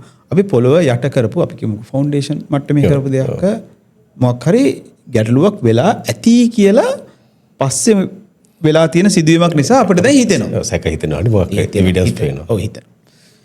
දැන් අපි මේ ෆවුන්ඩේෂන් මට්ටමින් දැන් ගොඩ දුර ගිහින් ඉවරයි. වැඩේ. කියමු ෆිනිෂින් මට්ටමටම ඇවිල්ලා. හැබැයි දැන් මේ ගැටලුව දැන් බලන්න විදිහක් නැහැ. දැන් අපිට සැකයක් තියෙනවා බලන්න විදිහක් නැහැ. අපි කියමු කොන්ත්‍රාත්කරුවාගේ පැත්තෙන් කොන්ත්‍රාත්කරුවා කියනවා මෙන්න මෙහිමයි මේ විදිහට කරා කියලා. හරිද? අපි කියමු ඡායාරූපණත් හරි වීඩියෝ උනත් තියෙනවා කියලා. හැබැයි දැන් මේ තියෙන AI තාක්ෂණයත් එක්ක ඒවත් හරිද? ඒ තණ්ඩ විශ්වාස කරන්න අමාරුයි. හැබැයි අපි කියමුකෝ සේවාදායකයාගේ පැත්තෙන් යම්කිසි විදිහකින් තිබ්බනම් සුපරීක්ෂණයක්. එහෙනම් සේවාදායකයාගේ පැත්තේ අදහසක් තියෙනවා මේ වැඩේ මේ විදිහට තමයි වෙලා තියෙන්නේ. එතකොට එහෙම වුණොත් පස්සේන සැක සංකා දුරු කරගන්න කියන එක හේතුවක්. පස්සේන සැක සංකා අනිවාර්යයෙන්ම දුරු කරගන්න පුළුවන්. එතකොට මම නම් හිතේ මම පුද්ගලිකව කැමති මේක පුද්ගලික අදහස මගේ. සේවාදායකයෙක් පැත්තෙන් යම්කිසි සුපර්විෂන්යක් කරනවා නම්. මොකද එතකොට අපි වැඩේ අපි නිවැරදිව කරනවා නම්. හරිද? අපි වැඩේ නිවැරදිව කරනවා නම් සේවාදායකයෙක් පැත්තෙන් කරාට කමක් නැහැ නේ. මම හිතන්නේ මේ අර පාර්ට්නර්ෂිප් පැත්තට ඩෙවලොප් වෙන්න කොන්ෆිඩන්ස් එක දෙන්නත් හොඳයි නේ. ඔව් අනිවාර්යයෙන්. මොකද දැන් මෙතන තියෙන ප්‍රශ්නේ මේ කවුරුත් 100%ක් මේ කරන දිහා දැන් මේක දිහා හැමතිස්සෙම 100%ක් හැමෝම බලන් ඉන්නවා නම් අපි ආයෙත් මේ පොඩ්කාස්ට් කරන්න ඕනෙත් නැහැ. ප්‍රශ්න කතා කරන්න ඕනෙත් නැහැ. පැටල් ප්‍රශ්න නැහැ. කවුරුත් මේක දිහා 100%ක් බලන් ඉන්නේ නැහනේ. කරනකොට අතපසින් වෙන්න පුළුවන්, අත්වැරදීම් වෙන්න පුළුවන්. කොන්ත්‍රාත්කරුවෝ විදිහට අපිටත් 100%ක් හැමදාම හැමතිස්සෙම අපිට බලන් ඉන්නත් බෑ. වැඩ කරන කෙනෙක් වැඩ කරන සයිට් සුපර්වයිසර් උනත් 100%ක්ම එහෙම කරයි කියලා විශ්වාස කරන්න ඕනේ නෑ. යාටත් බඩුවක් ගේන කඩයක් ගියපලාක මොනවද වෙන්න පුළුවන්. හරි. එතකොට කවුරුත් මේක දිහා 100%ක් බලන් ඉන්නේ නැති නිසා ප්‍රායෝගිකව කරන්න අමාරු නිසා හරිද? මේ එතකොට මේක යම්කිසි විදිහකට සියලු පාර්ශවයන්ගෙන් යම්කිසි විදිහේ සුපරීක්ෂණයකට යටත් වෙනවා නම් හොඳයි කියන එක තමයි මගේ පුද්ගලික මතය මේ සම්බන්ධයෙන්. ඒකට මම හිතන්නේ උදව් අපි අර කිව්ව කමියුනිකේෂන් එක උදව්වකුත් හම්බ වෙනවනේ දෙය කියන්නේ. අනිවාර්යයෙන්. දැන් සයිට් එකේ ඉන්න කොන්ත්‍රාත්කරුවෝ ඔබතුමාගේ සුපර්වයිසර් මේ සම්බන්ධ කරගන්න බැරි වෙන්න පුළුවන් ඉංජිනේරුවා හරි නිර්මාණකරුවා හරි කාවා හරි. නමුත් අර සුපර්වයිසර් ඊට වඩා අවස්ථාවක් තියෙන්න පුළුවන් ක්ලයන්ට් එකට සම්බන්ධ කරලා අවශ්‍ය දත්තයක් හරි තොරතුරක් හරි දෙන්න.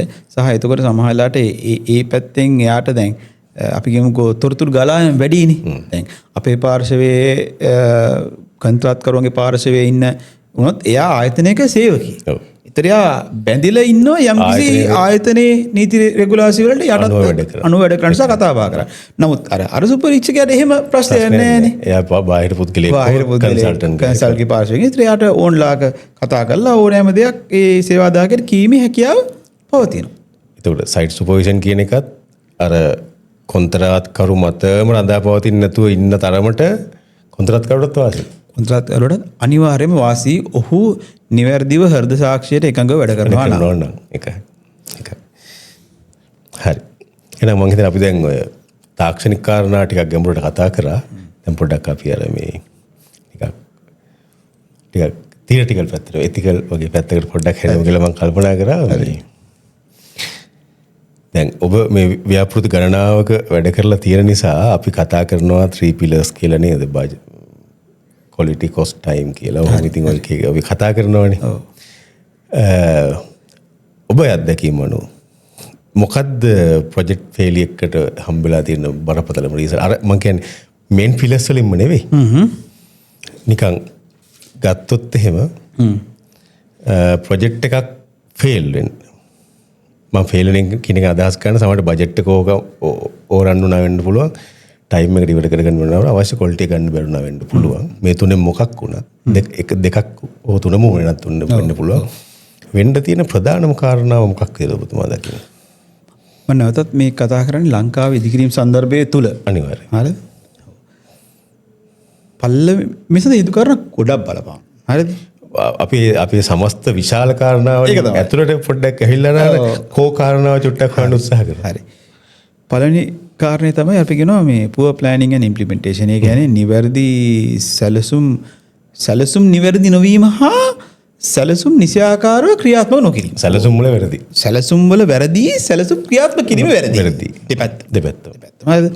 එතකොට ඒ කාරණේදී අපි අර කතා කරපු කාරණා කොට මේ සැලසුම් කරද්දී සියලු පාර්ශවයන්ගේ අදහස් ලබා ගැනීම, එතකොට සැලසුම් ප්‍රායෝගිකව ක්‍රියාත්මක කිරීමේ දේවල් මුලින්ම සැලසුමට බලලා ඇතුළත් කර ගැනීම, ඊට පස්සේ සැලසුම ක්‍රියාත්මක කර ගැනීම දෙන පාළුවක ගැටලු අන්‍යෝන්‍ය විශ්වාසයෙන් නැතුව ඉක්මනින්ම निराකරණය කර ගැනීම වගේ කාරණා ගොඩක් තියෙනවා. හරිද? පළවෙනි කාරණේ. දෙවෙනි කාරණේ සැලසුම කියන්නේ ඉම්ප්ලිමන්ට් කරන්න යාමේදී වෙන වැරදි තමයි. ඇත්තටම කියනවා නම් ගොඩක් කාරණා තියෙනවා. අපි දැකලා තියෙනවා නිවැරදි මේ කියන්නේ සමහර දේවල් තියෙනවා නිවැරදි අපි කියමු කොස්ට් ප්‍රොපෝසල් ඒක හරියට යන්නේ නැතුව. හරිද? එතකොට සමහරලාට ඒක අපි කියමු අර ඇබ්‍රප්ට් එන්ඩින්. ඒ කියන්නේ මේ ඒ කියන්නේ අපි කියමු ඉවර කරනවා කිසිම මේ ගොඩ දාන. විදිය. සරලව කිසිම අර නිවැරදි අවසානයක් නොමැතිව ඇබ්‍රප්ට්ලි එන්ඩ් කළා. ඒ කියන්නේ මේ වැඩේ කොට දාලා ඉස්සරහට. හරිද? එතකොට ඒ වගේ නිවැරදි සුපරීක්ෂණයකට ලක් නොකිරීමේ කාරණාව හින්දා මේකේ ඉම්ප්ලිමෙන්ටේෂන් පැත්තේ අඩුපාඩු වෙනවා. ඒක එක. හරිද? ඒතර එහෙම වුණාම නැවත රීවර්ක් කරන්න වෙනවා, කොස්ට් එක වැඩි වෙනවා, කාල්නාස් වෙනවා. ඔබ කියන 3 pillars ඔක්කොම ගැලවිලා විසි වෙලා යනවා. අනු නෑ ඊට පස්සේ. හරි. ඒක පළවෙනි ප්‍රශ්නේ. poor planning and poor plan implementation කියන කාරණේ. දෙවෙනි ලොකු කාරණයක් විදිහට දකින්නේ මෙන්න මේ කාරණේ ඇත්තටම කතා කරන්න ඕනේ මේ වගේ පොඩ්කාස්ට් එක මේ අවස්ථාවක් ලබා දුන්නටත් ස්තුතියි. අපේ රටේ තියෙන මේ ලේබර් කියන්නේ අපි කියමුකෝ ශ්‍රම සංස්කෘතිය මේ ඉදිකිරීම ක්ෂේත්‍රය හා බැඳෙනවා. මේක ලොකු කාරණයක්. හරිද? ඒ කියන්නේ පළවෙනි කාරණේ තමයි සේවකයන්ගේ වෘත්තීයභාවය පිළිබඳ තියෙන ප්‍රශ්නේ. හරිද? වෘත්තීයභාවය පිළිබඳ ප්‍රශ්නේ කියන්නේ මේක මේ අපි අර වචනයෙන් කරන්නේ වැඩකාරයෝ නැහැ කියන එක නෙවෙයි මම මේ කියන්නේ. ඒගොල්ලන්ගේ වෘත්තීයභාවය පිළිබඳ තියෙන ප්‍රශ්න. ප්‍රොෆෙෂනල්. මේකට හේතු කීපයක් තියෙනවා. එකක් තමයි ගොඩක් අපේ ශ්‍රමිකයෝ මට දැනලා තියෙන විදිහට දැන් ශ්‍රී ලංකාව අතහැරලා මේ විශේෂයෙන් මැද පෙරදිග සහ ඒ රටවල් වලට සංක්‍රමණය වෙලා තියෙනවා අපේ හිටිය පුහුණු ශ්‍රමිකයෝ. ඒක පළවෙනිම කාරණේ. මේ පහුගිය කාලේ වෙච්ච ගැටලුව. වෙච්ච දෙයක් එක්ක. එතකොට අපේ රටේ ඉදිකිරීම ක්ෂේත්‍රයට අවශ්‍ය තරම් ශ්‍රමිකයෝ දැන් නැහැ. ඒක ලොකු ගැටලුවක්. අපේ රටේ ඉන්න ශ්‍රමිකයෝ වෘත්තීය මේ කියන්නේ බහුතරයක් ගැන මේක විතර වැරදියට වටහා ගන්න එපා. මේක මේ හැමෝම ගැන නෙවෙයි මේ කතා කරන්නේ බහුතරයක් ගැන. හරිද? ඔබ කතා කරොත් මම මේ කතා කරන්නේ මගේ ප්‍රායෝගික අත්දැකීම. හරිද? අපේ ඉන්න ශ්‍රමිකයෝ බහුතරයක් අපි කියනවා භාගයක් ගොවි තැන් කරන ගොවි මහත්තුරුන් භාගයක් අපේ ඉදිකිරීම ක්ෂේත්‍රයේ ශ්‍රමිකයෝ. හරිද? කියන්නේ කාලයක් ගොවි තැන් කටයුතු කරලා අනිත් කාලේ ඉදිකිරීම ක්ෂේත්‍රයට එන වගේ තත්ත්වයක් තියෙනවා. කාට්ටියක් එහෙම. ඒ කියන්නේ කන්නේ වගා කරනකොට ඒ වැඩවලට යනවා, අසන කපනකොට ඒ වැඩවලට යනවා, නැති කාලට ඉදිකිරීම ක්ෂේත්‍රය එනවා. ඒතකොට මේ අවුරුද්දක් විතර යන ඉදිකිරීමක අර විදිහේ කාලයක් මේ සේවකයෝ නැති වෙනකොට ඒක ලොකු ප්‍රශ්නයක් වෙනවා. අනික් කාරණේ තමයි අපේ දැන් මෙහෙම හිතන්නකෝ. මම අවුරුදු 10කට වැඩි මේ ක්ෂේත්‍රේ වැඩ කරලා තියෙනවා. අපේ රටේ මේ ක්ෂේත්‍රයේ තියෙනවා පුහුණු පාඨමාලා. පෙදරේරු කර්මාන්තය සඳහා පාඨමාලා තියෙනවා. මේසන් කර්මාන්තය සඳහා පාඨමාලා තියෙනවා. ඔබ විශ්වාස කරනවද මේ අවුරුදු 10ට මට මේ පාඨමාලාවකින් සහතිකයක් ගත්ත එක සේවක මහත්තයෙක් එක සේවක මහත්මයෙක්වත් අපිට හම්බෙලා අපිට නැහැ. හම්බෙලා මොකද ඒ සහතික ගැනීම කරන්නේ මොකක් පිටරට රස්සාවට යනකොට මොකක් හරි ලංකාවේ වැඩ කරන සහතික ඕනේ නැහැ කියන මට්ටමට ඉන්නේ. ඒ පුහුණුව අවශ්‍ය නැහැ කියලා. ඔව්. එතකොට ඒකෙම යම්කිසි ඛේදවාචකයක් ඒ කියවන ඛේදවාචකයක් තියෙනවා. හරිද? එක මහත්මයෙක්වත් හම්බෙලා නැහැ. මේ අවුරුදු 10කට. හම්බෙලා නැහැ. හම්බෙලා දෙන අපේ සයිට් වලට ඇවිල්ලා වැඩ කරන්න කියලා. ඔව් එහෙම මට හම්බෙලා නැහැ. සයිට් වලට ඇවිල්ලා වැඩ කරන්න. වැඩ ගන්න. පාරිදි අපිට හම්බෙලා තියෙනවා. ඔව් රයිට්. අන්න ඇත්තට. පාරිදි හම්බෙලා තියෙනවා. අපේ දන්න එහෙම ඉන්න ඕන තරම් කරන්නේ. එතකොට මෙන්න මේ ශ්‍රම හමුදාවේ ප්‍රශ්නය මේ කියන නිසි කාලයට ඉවර කිරීමට නිසි කාලයට ඉවර නොකරුණොත් අනික් පිලස් දෙකත් නිකම්ම කඩන් වැටෙන නිකම්ම කඩන් වැටෙනවා. හරිද? බජට් එක ඕරන්න එනවනේ. බජට් එක රෝරන්න වෙනවා, ක්වොලිටි එක සම්බන්ධ ප්‍රශ්න මතුවෙනවා. හරිද? ක්වොලිටි ඩික්‍රීට් වෙන්න පටන් ගන්නවා තියෙනවා. එතකොට මෙන්න මේ නිසි කාලයට මේක ඉවර කරනවා කියන කාරණේට විශාල බලපෑමක් කරනවා මේ ශ්‍රමය නිසි ආකාරයෙන් වෘත්තීය මට්ටමින් සහ නිසි ප්‍රමාණයෙන් නැතිකම දෙකම. නිසි වෘත්තීය භාවයත් සහ අඩුයි, අවශ්‍ය ප්‍රමාණයටත් නැහැ. ක්වොලිටි එකක් නැහැ, ක්වොන්ටිටි එකක් නැහැ, ක්වොන්ටිටි එකක් නැහැ. දෙකම නැහැ. හරිද? කියන්නේ ලංකාවේ ඉදිකිරීම ක්ෂේත්‍රයේ අපි මේ කතා කරන ඉදිකිරීම බූම් එකක් කියන්නේ නේද? ඒ කියන්නේ යම්කිසි ගන්න ඕනේ කියලා. හරිද? මේක මේ ඉදිකිරීම ක්ෂේත්‍රය කියන්නේ මේ රටක ප්‍රගමනයට බලපාන ප්‍රධානම කාරණය. භෞතික සංවර්ධනයේ ඉදිකිරීම කියන්නේ. මම අහලා තියෙනවා කතාවක් මේ සිංගප්පූරු හදපු ලී කුවාන් යූ මහත්මයාට දැන් රටක ජනාධිපති කෙනෙක් වුණාම හැමදේම බලන්න බෑනේ. ඒ කියන්නේ රටක ජනාධිපති කෙනෙක් වුණාම ආයතන ප්‍රධානියෙක් වගේ ඩෑෂ්බෝඩ් එකක් බලන් ඉන්නේ. මූලික දේවල් ටික තෝරාගත්තා. එයාට තිබ්බලු දේවල් පහක් බලන්න. හරිද? එකක් තමයි රටේ විනිමය අනුපාත. අද සිංගප්පූරු ඩොලර් එක කොච්චරද? එතකොට මේ විදේශ සංචිත. අපේ විදේශ සංචිත කීයද? හරිද? ඔය දේවල් පහෙන් මට ඉතුරු දේවල් දෙක මතක නැහැ. එකක් තමයි කන්ස්ට්‍රක්ෂන් කොස්ට් එක කියන එක. හරිද? ඉදිකිරීම වර්ග අඩියකට දල වශයෙන් කීයක් යනවද? මොකද ඒ කන්ස්ට්‍රක්ෂන් කොස්ට් එක මත රටේ ආර්ථිකය කොච්චර දුරට එහාට යනවද මෙහාට යනවද කියන එක බලපෑමක් කරනවා. එතකොට මේ ලංකාවේ අපි කියනවා දැන් අපි ආර්ථික වර්ධන වේගය වැඩි කරන්න දැන් මේ ගිය අවුරුද්දේ 5%ක් තියෙනවා. අපිට මේ අවුරුද්දේ වැඩි කරගන්න ඕනේ. ඔය දාදාදී නිෂ්පාදනයේ ඩොලර් බිලියන 100න් එහාට අරන් යන්න ඕනේ. එතකොට තමයි ඒක උත්ලා දැන් වැඩි කරන්නේ. එතකොට මේ ටික වැඩි කරගන්න මේ ඉදිකිරීම ක්ෂේත්‍රය කියන එක අත්‍යවශ්‍යයි. භෞතික සංවර්ධනය සම්පූර්ණ නදාපුවා ඉදිකිරීම ක්ෂේත්‍රය මත. එතකොට ඒක කරන්න ඔයාටයි මටයි ගිහිල්ලා බිත්තියක් අපි දෙන්න බඳින්නේ නැහනේ. එතකොට කවුද මේක කරන්නේ? ඒ සඳහා නියමිත වෘත්තීයභාවයෙන් යුතු අවශ්‍ය ප්‍රමාණයට සේවක සංඛ්‍යාවක් ඉන්න ඕනේ. ඒක නැතිවීම මේකට තියෙන ලොකුම බාධාවක්. හරි. ඊට පස්සේ තමයි අන්තිම කාරණේ විදිහට දකින්න කැමති අර අපි කතා කරපු දේවල් ටික. ඒ කියන්නේ අන්‍යෝන්‍ය සහජීවනය සහ විශ්වාසය නැතිකම. කණ්ඩායමක් විදිහට. මේ ප්‍රොජෙක්ට් එක ප්‍රොජෙක්ට් ටීම් එකක් විදිහට දුවන්නේ නැතිකම. ටීම් එකක් විදිහට දුවන්නේ නැතිකම. එතකොට ඒ ටීම් එකක් විදිහට බලන්නේ නැතිකම හරහා ගන්නා වූ තීරණ නිවැරදි නොවීම. ඒකයි. තමන්ගේ කෝණ වලින් තීරණ ගැනීම. හරිද? එතකොට මොකද collaborative decisions are the best decisions. ඒ කියන්නේ ඇත්තටම හැමෝගම මොනතරම් පවුලකුණත් එහෙම. කැබිනට් එකේ ඉඳන් ගෙදර දක්වාම එහෙමයි. හරිද? එතකොට මේ collaborative decision ගන්න ඉතින් අනික් පාර්ට්නර්ස්ලා ගැන තියෙන්න බෑ යම්කිසි විශ්වාසයක් අවබෝධයක් තියෙනවා.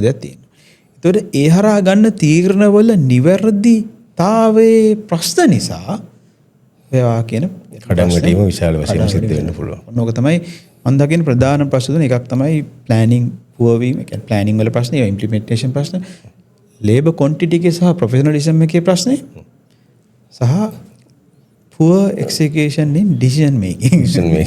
හරි. එතකොට ඔය අනිත් පැත්ත ගත්තොත් කොහොමද අපි මේක දැන් එක කාරණාවක් පැහැදිලි. දැනට අපිට කියන්නේ මේ ඔය ප්‍රශ්න තුන විසඳන් යන්න ඕනේ තමයි. අපි එතනින් එහාට ගියොත්.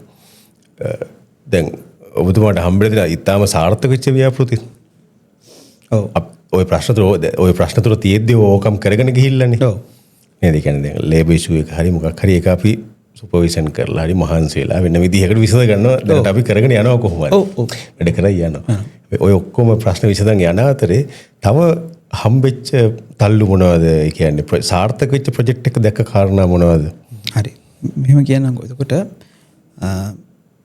බලන්න දැන් අපිට මම අර කිව්ව කාරණා තුනට කවුන්ටර් වෙන. ඒ කියන්නේ ඒ තුන වළක්වා ගන්න පුළුවන් යම්කිසි කාරණයක් වේද ඒක සාර්ථකත්වයට අනිවාර්යයෙන්ම බලපා. ඒක පළවෙනි කාරණේ ගත්තොත් එහෙම අපි අර poor planning and implementation කියන කත්තේ ගත්තොත් එහෙම හරිද? ඒක වළක්වා ගන්නදී එකම දේ තමයි සියලු පාර්ශවයන්ගේ මේකට තියෙන සහභාගීත්වය. හැමෝම එක්ක ටීම් එකක් විදිහට වැඩ කරනවා. ටීම් එකක් විදිහට වැඩ කරනවා. හරිද? ඒක මාර්ග වෙන මස් දෙකක් කියලා. ඒ කියන්නේ අපි හැමෝම මේක මම හිතන්නේ ජීවිතේට පොදුයි. අපි හැම මිනිස්සෙක් දිහාම සම්පූර්ණ විශ්වාස කරන්නත් හොඳ නැහැ, සම්පූර්ණ අවිශ්වාස කරන්නත් හොඳ නැහැ. මම බලාපොරොත්තු සහ මම ඔය කැලලක් ඇඩ් කරන් ගියොත් හැමෝම හැමදේම දන්නේ. අනිවාර්යයෙන්.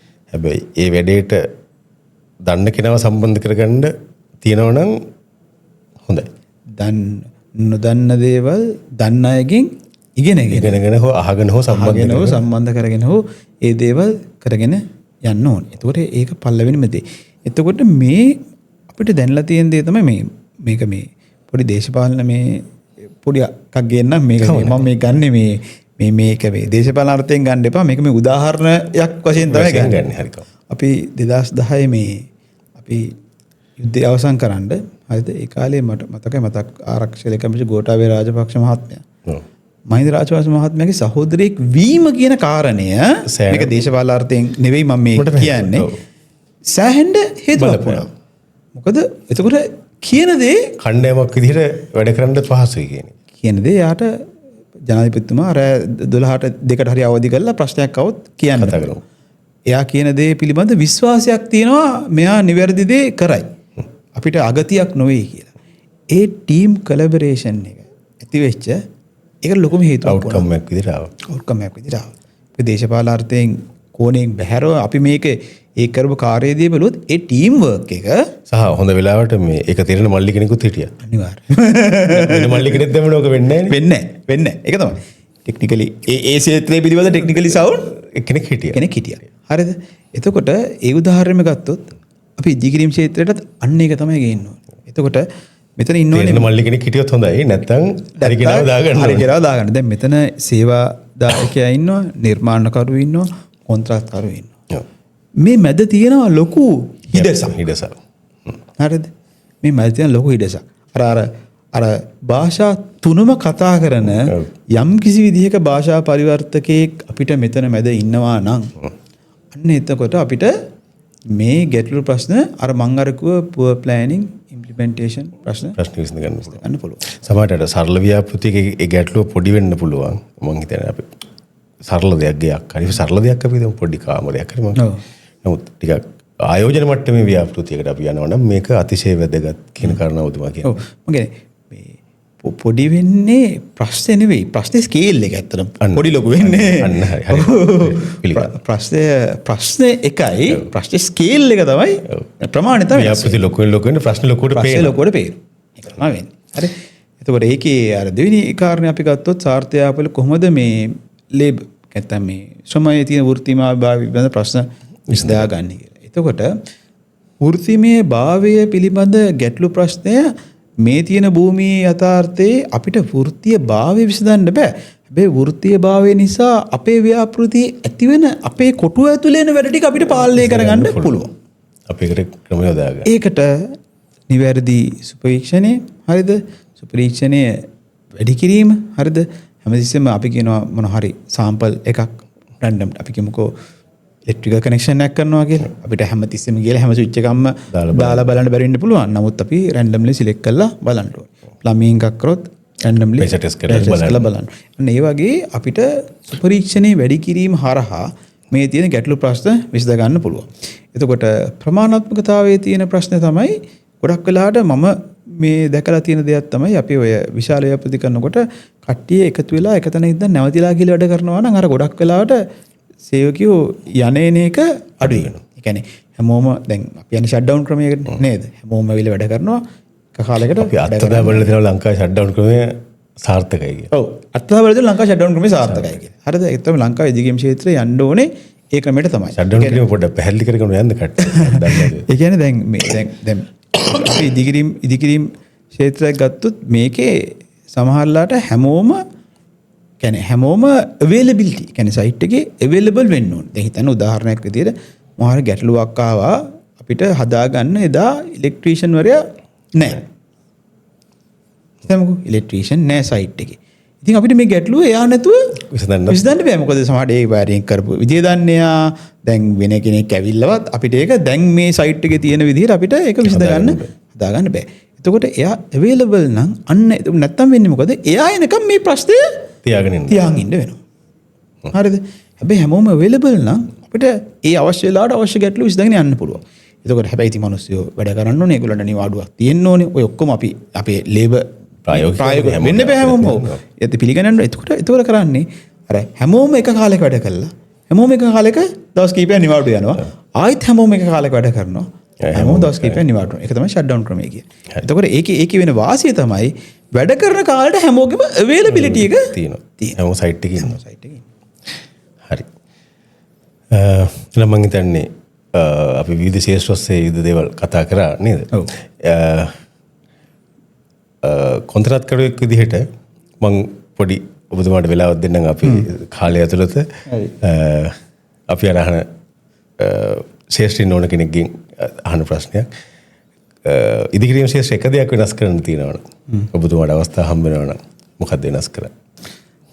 එක දෙයක් නේ මට අවස්ථාවක් දෙන්න දෙකක් වෙනස් කරන්න. පළවෙනි දේ තමයි මම කියන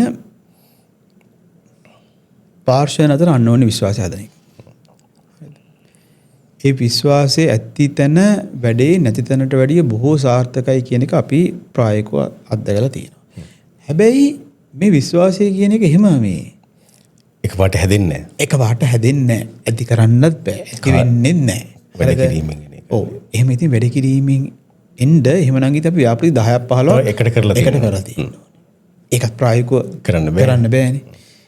එහෙම වුණොත් පළවෙනිම මම කාරණේ තමයි යම් කිසි දෙපාර්ශ්වයටම විශ්වාස කර හැකි අතරමැදි කණ්ඩායමක් හෝ කෙනෙක් හෝ යම් කිසි වැඩපිළිවෙලක් හෝ මේ සඳහා විශ්වාස කරන්න තිබිය යුතුයි.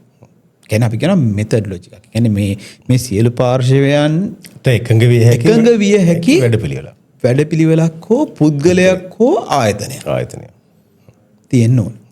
හරිද? එහෙම තිබ්බ තැනක ඒ එකඟතාවයන් වඩාත්ම විශ්වාසදායී සහ ඵලදායී විදිහට ඉක්මනින් අරගෙන කරන් යන්න පුළුවන්. ඕක තමයි වෙනස් වෙන්න පුළුවන් නම් කැමති පළවෙනි දේ. දෙවෙනි කාරණේ තමයි වෙනස් වෙන්න කැමති ඉදිකිරීම් ක්ෂේත්‍රය සම්බන්ධ සේවකයන්ගේ සහ සියලු පිරිසවල වෘත්තීයභාවය ඉහළ නැංවීම. හරිද? මේ සඳහා මම හිතන්නේ මේ දිනකින් දෙකකින් කරන්න පුළුවන් කාර්යයක් නෙවෙයි අපේ රටේ තියෙන මූලික අධ්‍යාපනයේ සිට සංස්කෘතික කාරණා දක්වා. මේක බොහොම පුළුල් ක්ෂේත්‍රයක මම හිතන්නේ අපි මේ මෙහෙම කතා කරන්න පුළුවන් මාතෘකාවක් නෙමෙයි බැරි තරම් සංකීර්ණ කාරණා. මේකට බලපාවු මානසික සංස්කෘතික අපේ රටේ ආර්ථික සමාජීය දේශපාලන හැමදේම මේකට ගැට ගහිලා තියෙනවා. හරිද? හැබැයි මේ ආර්ථික දේශපාලන සමාජ දේහ ඇතුලේ මේ වෘත්තීමය භාවය ඉහළ දාගන්න අපිට කරන්න පුළුවන්. මම ආයෙත් අර කලින් කිව්ව කතාව චුට්ටක් මතක් කරන්නම්. ඒ කියන්නේ මේ අපිට දැන් පේනවා මේ අපේ තියෙන මේ පරිඝාතන ආයතනයේ මුද්‍රකාංග සම්බන්ධ ආයතන සහ ඒ සේවකයන්ට දැන් මේ තියෙන තත්ත්වයක් එක්ක ඇති වෙලා තියෙන ගැටලු තරය. හරිද? හැබැයි මේ ඉදිකිරීම ක්ෂේත්‍රය කියන්නේ එහෙම ලේසියෙන් බලපාන එකක් තාම බලපාන්න පුළුවන් දෙයක් නෙමෙයි. ඒ කියන්නේ මේ අනාගතය සුරක්ෂිතයි. හරිද? ඒතකොට අපි කියමුකෝ අද කවුරු හරි දුවෙක් පුතෙක් මේ ක්ෂේත්‍රයට අඩිය තියන්න හිතාගත්තා නම් කිසි ගැටලුවක් බයක් වෙන්න දෙයක් නැහැ. හැකියාව හදාගෙන එන්න. මොකද මේ ක්ෂේත්‍රයේ දොරගුළු ඕන තරම් අවස්ථාවල් තියෙනවා. හැබැයි ඒ වෘත්තීයභාවය මේ සමාජ දේහයේ ඇතුලේ අධ්‍යාපනිකව ඉහළ දා ගන්න පුළුවන් නම් අපිට ඒ වෘත්තීය මට්ටම වැඩි කරන්න පුළුවන් නම් මම හිතන්නේ අපි මේ ඉදිකිරීම ක්ෂේත්‍රයේ අත මුහුණ දෙන ගොඩක් ප්‍රශ්න වලට විසඳුම් ගන්න පුළුවන්. ඒතර ඔබතුමා කියන කාලය, ශ්‍රමය, ධනය සියල්ල මීට වැඩි හොඳින් කළමනාකරණය කරගෙන ඉදිරියට යන්න පුළුවන්. ඒතර මම වෙනස් කරන්න දේවල් එකක් කැමති නම් ওই දේවල් දෙක තමයි වෙනස් කරන්න කැමති. හරි. එහෙනම් මම හිතනවා එන්ට්‍ර ආයතනයේ විදිහට අපි මේ ඔබ ගේන්න හදන අදහස පැහැදිලි වෙන්න ඇති කියලා.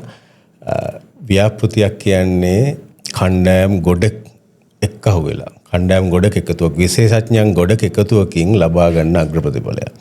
අපි අද ගෙන්නුවෙත් අපි අද මෙතෙන්ට ආරාධනා කරෙත් ඒක විශේෂඥ කණ්ඩායමක නියෝජිත මහත්මයෙක්. ඉතින් මම හිතන්නේ එතුමාගේ කෝණයෙන් මේ අදහස පැහැදිලි කරා. ඉතින් තිලනසානක මහත්මයා බොහොම ස්තුතියි අද සම්බන්ධ වුණාට අපි වැඩසටහනට.